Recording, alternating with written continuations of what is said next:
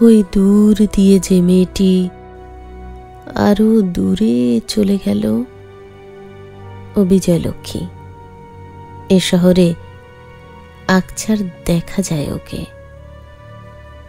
শিক্ষা, লাবণ্য, শ্রী সবই তার ছিল।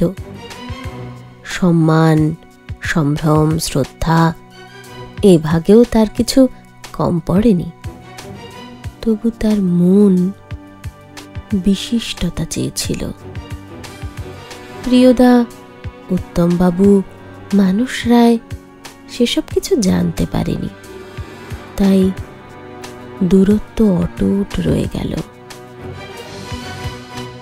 লক্ষ্মী অপূর্ব কাঁথা সেলাত, আর শখ করে যখন সে ছাতে বড়ি দিতে বসত, তার টিকলো নাকের দিকে তখন কখনো সখনো মা ঠাকুমা হাঁ করে তাকিয়ে থাকত।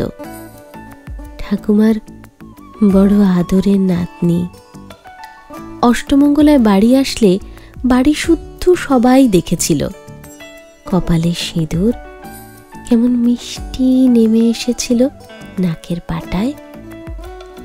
ঠাকুমার চোখ ছলছলিয়ে উঠেছিল। স্বামী সত্যিই ভালোবেসেছিল। এরপর পাশের বাড়ির বর্ণালীকে। করুণাময়ী হাউজিংয়ে সে আজ 9 বছর আছে।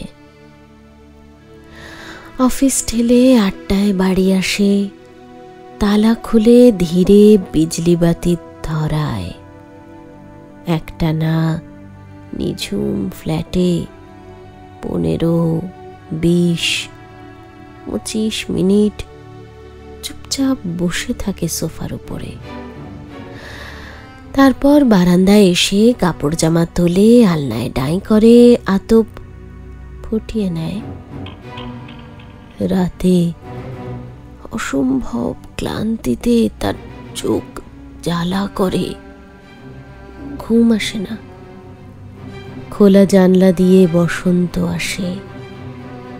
জ্যোৎস্নার বান এসে কানে কানে বলে, তোমার ইচ্ছা তোমার ইচ্ছাধীন নয়।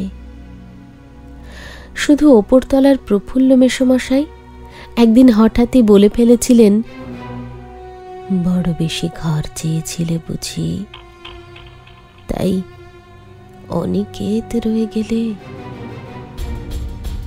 ওই দূর দিয়ে যে মেয়েটি আরো দূরে চলে যায়, ও বিজয়লক্ষ্মী। এ শহরে আকছার দেখা যায় ওকে।